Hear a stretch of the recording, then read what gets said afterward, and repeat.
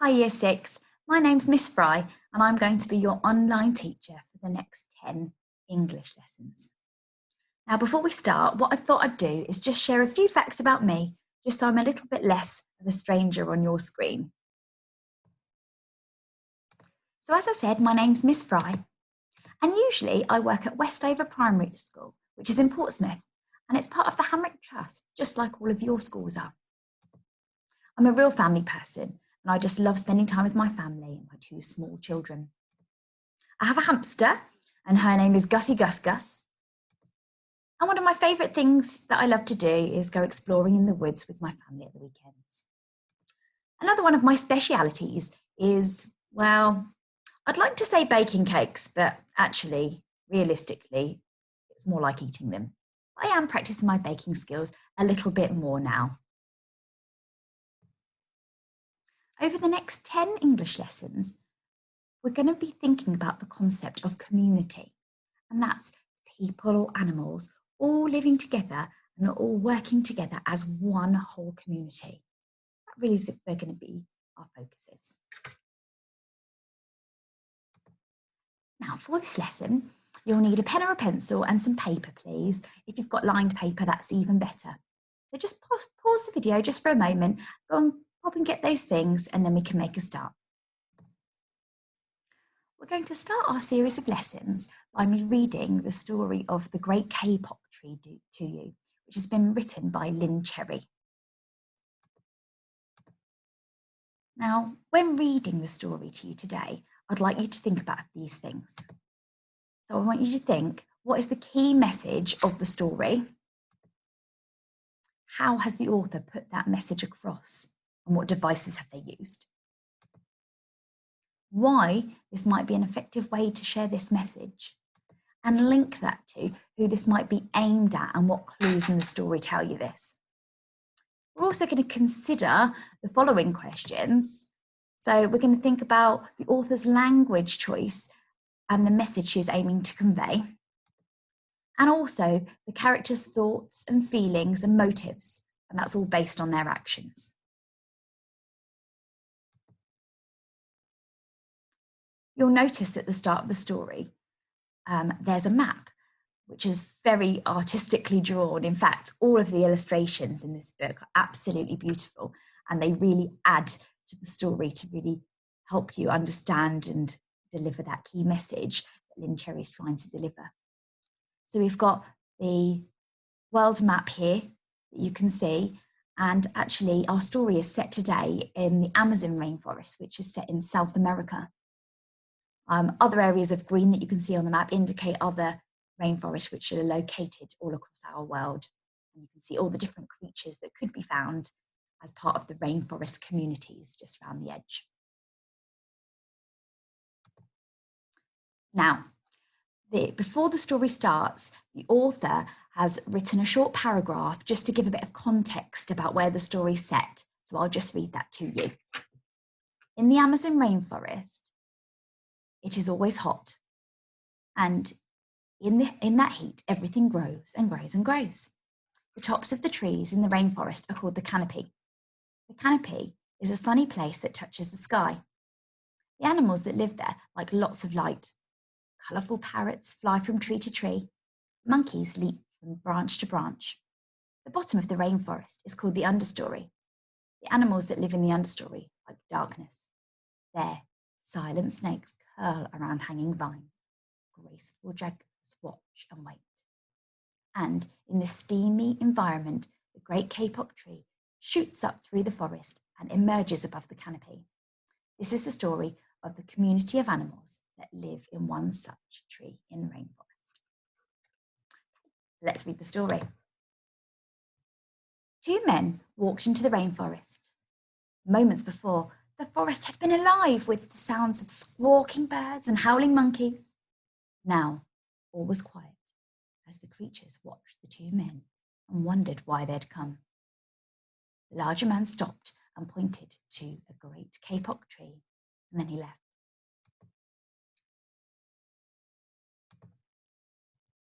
The smaller man took the axe he carried and struck the trunk of the tree. Whack, whack, whack.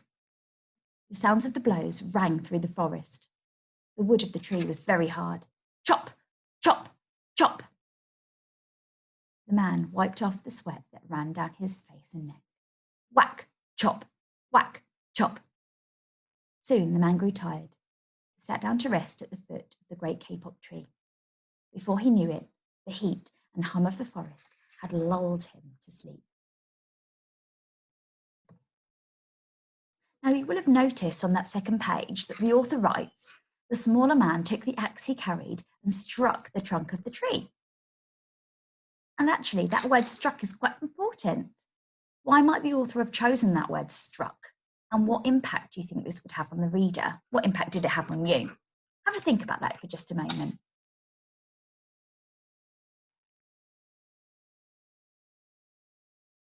So the way that we might go about answering that question in sentences is like this.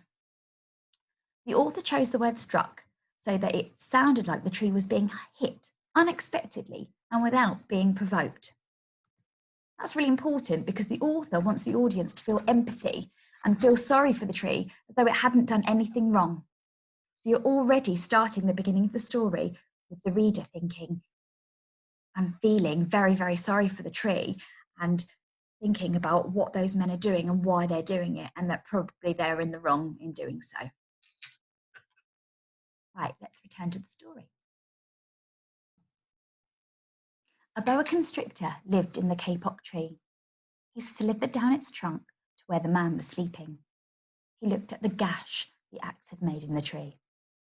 Then the huge snake slid very close to the man and hissed in his ear, Senor, this tree is a tree of miracles.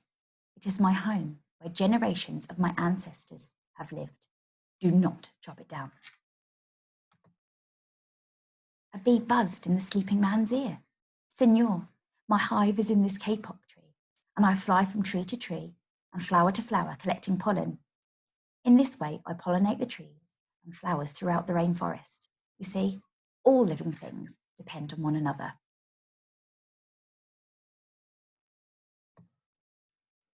So let's just go back to those questions that I wanted you to think about while listening to this story and following the reading. So already, can you begin to identify what the key message of the story is? And how is the author doing that? How is the author putting that message across at the moment? Why is that effective? Is it effective, do you think? And who do you think that might be aimed at? Carry on thinking about those questions as we go through.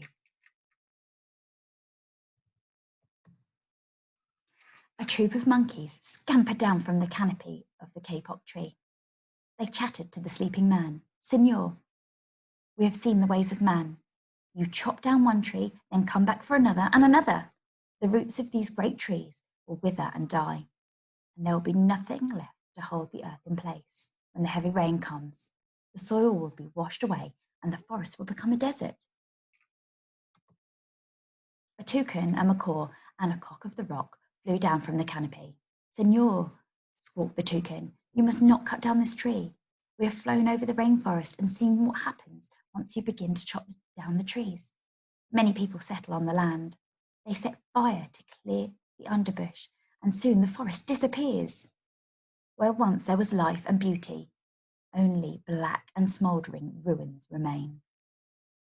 Wow, that last sentence is pretty powerful and emotive, isn't it? Really getting the author is really getting the reader to feel empathy in this story and feel quite strongly about how the rainforest is being destroyed by people like this man who are cutting down trees like the great kapok tree, describing it as only smouldering ruins remain after the chopping down and the fires.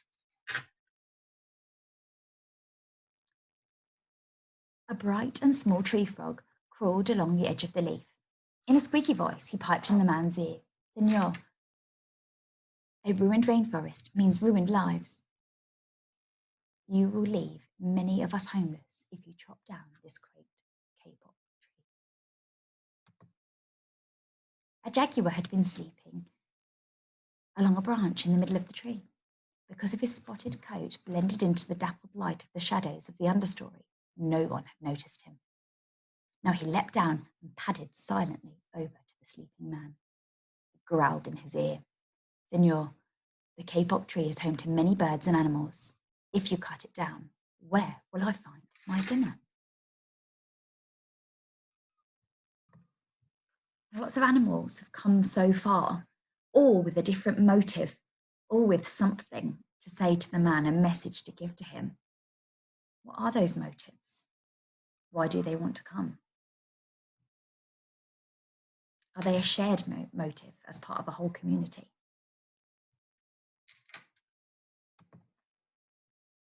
Four tree porcupines swung down from branch to branch and whispered to this man, "Senor, do you know what we animals and humans need in order to live? Oxygen. And senor, do you know what trees produce? Oxygen. If you cut down the forest, you will destroy that which gives us all life." Several anteaters climbed down the kapok tree with their young clinging to their backs. The unstriped anteater said to the sleeping man, "Senor, you are chopping down this tree with no thought for the future. And surely you know that what happens tomorrow depends upon what you do today. The big man tells you to chop down a beautiful tree. He does not think of his own children, who tomorrow must live in a world without trees." How is the author delivering the message here? What is she wanting the reader to really think about? Is it the future? Is it about how our actions and the actions of people today will affect our future generations?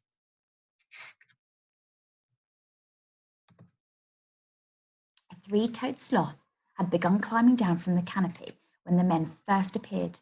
Only now did she reach the ground. Plodding ever so slowly over to the sleeping man, she spoke in her deep and lazy voice, "Senor, how much is beauty worth? Can you live without it?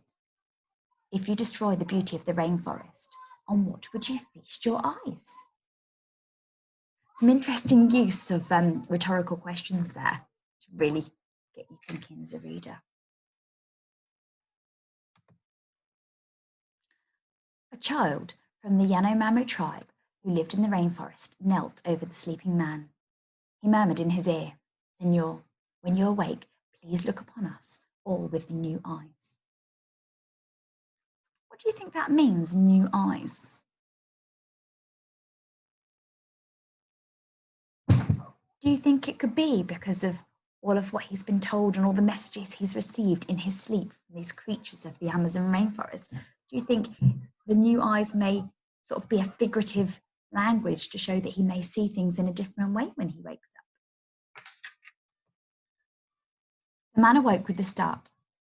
Before him stood the rainforest child, and all around him, staring, were the creatures who depended upon the great kapok tree. What wondrous and rare animals they were. The man looked about and saw the sun streaming through the canopy. Spots of bright light glowed like jewels amidst the dark green forest.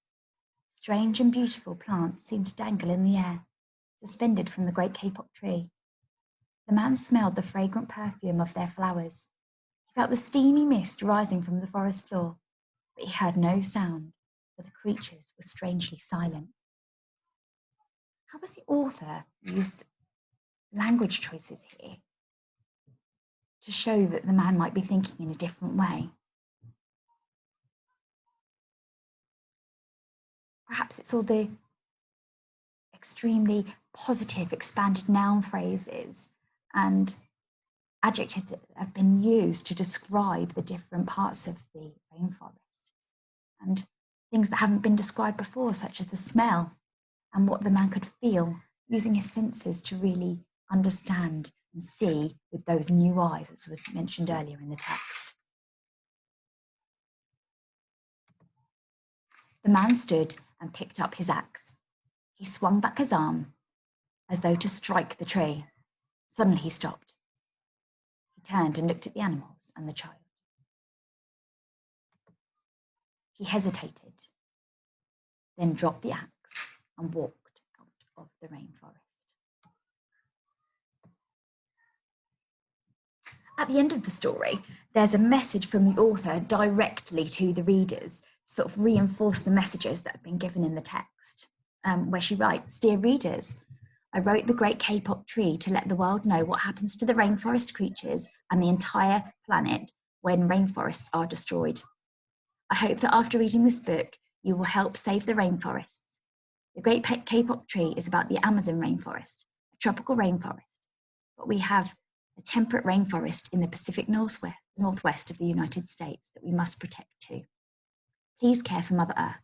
Together we can make a difference."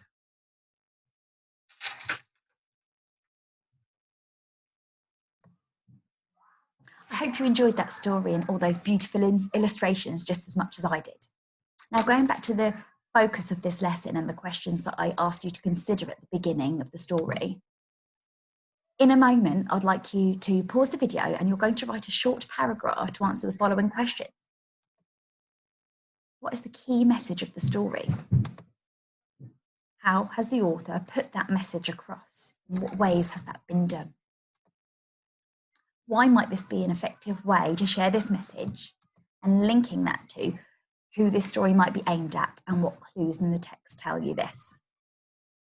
So in a moment, if you pause this, you can answer those questions in a paragraph using your pen and paper. But do feel free to rewind this video and go back to any pages so you can read them yourself or hear me read them to you if you want to refer back to other parts of the text. Then we'll come back together in just a moment and I can share my ideas with you and you can reflect on your answers and what you've written too.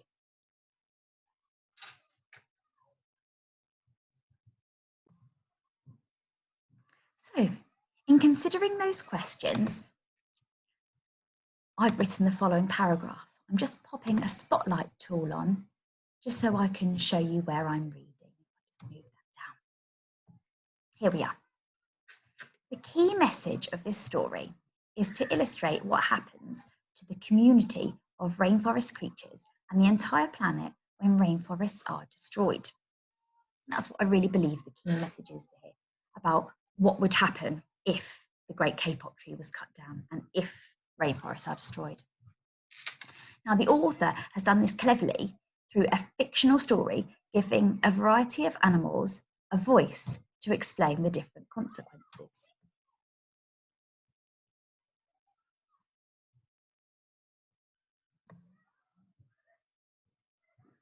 Oh, sorry, my highlighters got stuck here, so I'll just have to carry on and just ignore that part there.